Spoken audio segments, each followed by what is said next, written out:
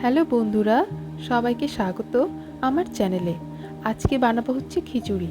তো তার জন্য সবচেয়ে প্রথমে নেব সর্ষের তেল, তাতে দিব অল্প পরিমাণে পাঁচফোড়ন, দেব হচ্ছে কাঁচা চেরা লঙ্কা আর দেব কয়েকগুলো তেজপাতা। এটা খুব সহজে বানিয়ে নেওয়া যেতে পারে। এটা ভীষণ সিম্পল রেসিপি, তো যে কেউ বানিয়ে নিতে পারে। এরপরে দেব এতে হচ্ছে গোটা জিরে। এই বর্ষাকালে এই সিম্পল রেসিপিটা ট্রাই করাই যেতে পারে। তাহলে চলুন বানিয়ে ফেলি চটজলদি এই রেসিপিটা। এর জন্য আমি নিয়েছি মুগ ডাল 100 গ্রাম। সেটা আমি প্রথমে ভেজে নেব। আমি ডালটাকে ভালো করে ধুয়ে 5 মিনিটের জন্য ভিজিয়ে রেখেছিলাম। ডালটাকে যখন ভাজবো তখন গ্যাসের ফ্লেম মিডিয়াম থাকবে।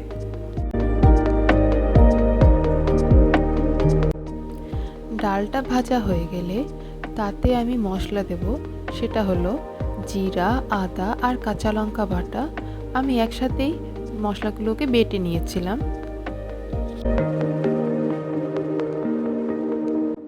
মশলা ভাজা হয়ে গেলে এরপর তাতে দিয়ে দেব 1 চা চামচ হলুদ গুঁড়ো,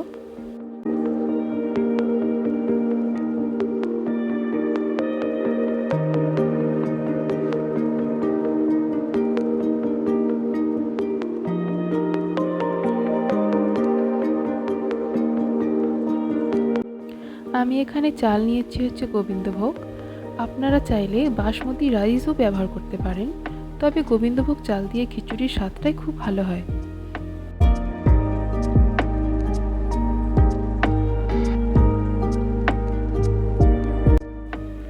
চালটা দিয়ে দেওয়ার পরে এটাকেও কিছুক্ষণ ভাজতে হবে মিডিয়াম ফ্লেমে।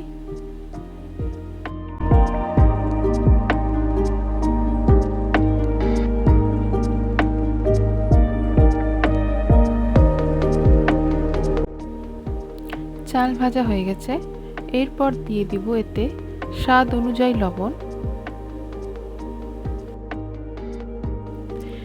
এরপরে দেব হচ্ছে কাঁচা বাদাম। আপনারা চাইলে স্কিপ করতে পারেন, তবে দিলে ভালোই লাগে।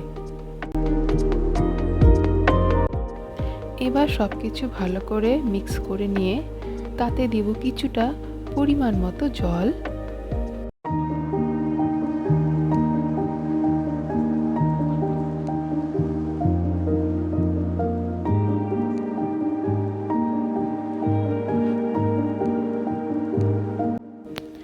আবার জল দিব।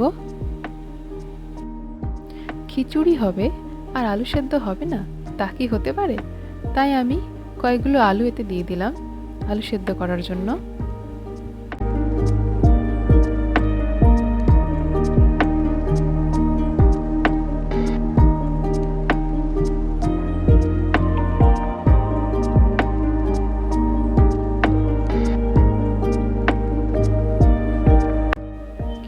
এরপরে মিডিয়াম ফ্লেমে 4টি সিটি দিতে হবে, তাহলেই হয়ে যাবে।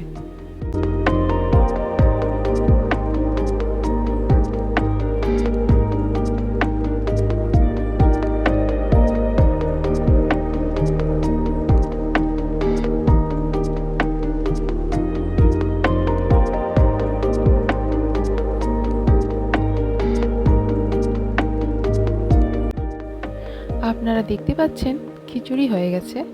এরপরে আস্তে আস্তে করে আলুগুলো বের করে নেব। এরপরে এতে দেব হচ্ছে ঘি। ঘি দিলে খিচুড়ির স্বাদ অনেকটাই বেড়ে যায়। তাহলে আপনারাও বানিয়ে নেবেন এই চটজলদি রেসিপিটা।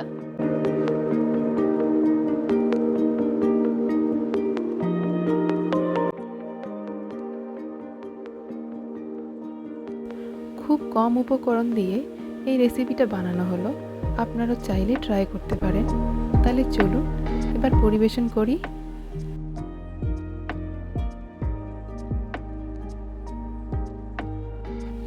আপনাদের যদি এই রেসিপিটা ভালো লেগে থাকে তাহলে প্লিজ আমার চ্যানেলকে লাইক, শেয়ার অ্যান্ড সাবস্ক্রাইব করবেন। ভালো থাকবেন, সুস্থ থাকবেন আর এই সুন্দর সুন্দর রেসিপি ট্রাই করবেন।